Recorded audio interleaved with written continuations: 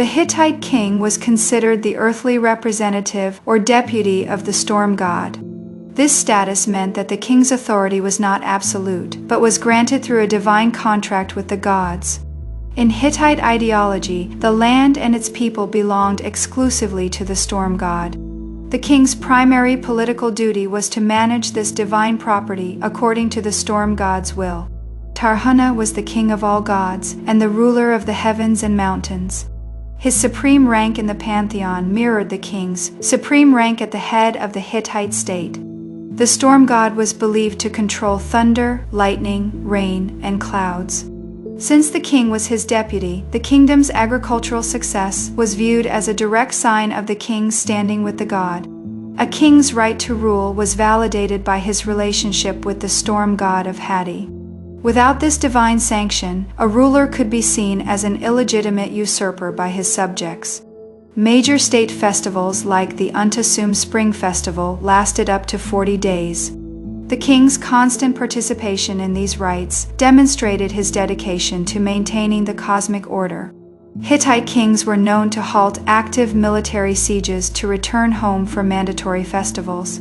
Prioritizing ritual over warfare showed that divine favor was considered more vital to national security than any single battle. The Hittites referred to their pantheon as the 1,000 gods of Hatti.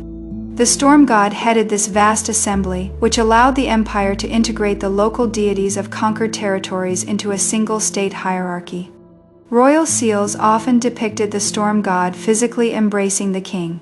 This Umarmung embraces scene was a powerful propaganda tool that visualized the god's personal protection over the monarch. Official treaties were often sealed with the seals of both the sun goddess and the storm god. This practice emphasized that state laws and international agreements were backed by divine authority. The storm god of Nerek was a major local deity whose cult was essential for royal legitimacy. Reclaiming the city of Nerek from enemies was a key political and religious objective for several Hittite kings. Thundering during a ritual was seen as a direct communication from the storm god. Kings had to adapt their ritual actions in real time based on when and how thunder occurred to appease the god's potential anger. Most rituals operated on the principle of do ut des, or I give so that you may give. The state provided offerings and entertainment to the gods in exchange for protection and prosperity. Each king chose a specific hypostasis, form of the storm god, as his personal protector. For example, Muwatalli II chose the storm god of the thunderbolt as his personal divine patron. During the empire period, the Hurrian storm god Teshub was integrated into the Hittite state cult. This religious shift reflected the political reality of a new dynasty with origins in the Hurrian-influenced Kizzuwatna region. The sun goddess of Irina was the primary consort of the storm god. Together, they formed a divine pair that represented the highest levels of both religious and political power. Many storm god rituals were performed at mountain sanctuaries. Mountains were seen as the god's dwelling place and symbols of the stability of the Hittite state. The king served as the chief priest of the storm god. His religious role was inseparable from his political role, making him the bridge between the human and divine worlds. Constructing temples for the storm god was a divine prerogative and a major state project. These buildings served as political anchors in provincial cities, reinforcing the central government's presence. The king had to remain in a state of ritual purity to interact with the storm god. Any physical or moral blemish on the king was believed to potentially trigger natural disasters sent by the god. Some evidence suggests Hittite kings were divinely anointed with oil during their coronation. This rite of passage was intended to purify the king and empower him for his sacred duties. Female ritual practitioners, known as old women, performed divinations to understand the storm god's will. They were influential figures who advised the king on everything from domestic quarrels to military strategy. Rituals often reenacted the storm god's victory over the serpent Ilyanka. These reenactments symbolized the king's political duty to overcome chaos and protect his borders. The storm god was always called as a witness to international treaties. Breaking a treaty was not just a political act, but a direct offense against the god that invited divine punishment.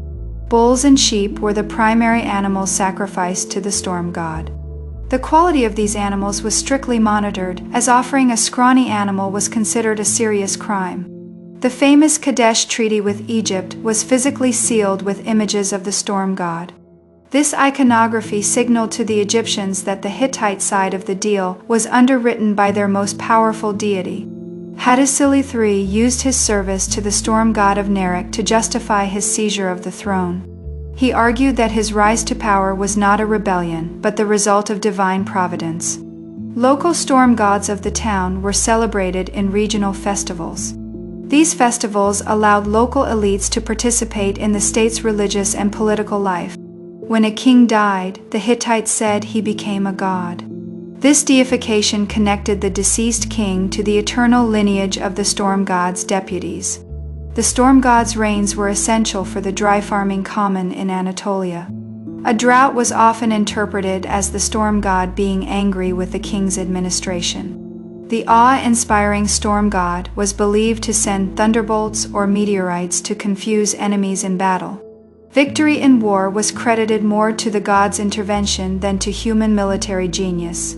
Kilam, a 3-day festival, integrated various ethnic traditions under the storm god's banner.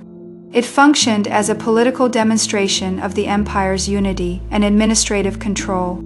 Temples held vast estates, including land, cattle, and workers. The king's management of these estates was a crucial part of the state's economic and political power. Before making major political decisions, kings consulted oracles to see if the storm god approved. This ensures that the government's policy was always aligned with what was perceived as divine law. The storm god was typically depicted holding a thunderbolt and an axe. These symbols represented his power to both destroy enemies and provide the life-giving rain. The bull was the sacred animal of the storm god. Bulls appeared in art and ritual as embodiments of the god's strength and virility. A bronze tablet Treaty of Tarhuntassa shows that the storm god could be used to delineate specific regional borders. Divine authority was the final word in settling territorial disputes between Hittite vassals. Rituals often began with the king entering a washing house for purification. The physical act of cleaning symbolized the spiritual readiness of the king to stand before the god. Neglecting the storm god's festivals could lead to chastisement in the form of plague or defeat. This belief created a strong political incentive for the king to maintain religious traditions without fail. Thousands of ritual tablets were kept in the capital Hattusa. These archives served as a memory bank for the correct way to perform political and religious ceremonies. Small bronze eagles perched on bulls were offered to the storm god as votive gifts. These objects were intended to keep the god's attention focused on the donor's needs. The rock sanctuary of Yazilikaya depicts a long procession of gods led by the storm god. This open-air temple visualized the entire hierarchy of the 1,000 gods for the king and his court. The Hittites meticulously organized their calendar around religious festivals. Managing sacred time was a key administrative function that synchronized the entire empire. The storm god was asked to destroy him who reaches out for the body of the king. The god acted as the ultimate guarantor of the king's physical safety and political security. While the storm god granted power, the goddess Hanwasut, the throne, specifically empowered the king's seat. This emphasized that the office of kingship itself was a divine entity. In some depictions, the storm god carries a mace against his shoulder. This weapon symbolized the god's role as the divine commander-in-chief of the Hittite armies. Music and singing were integral parts of storm god festivals.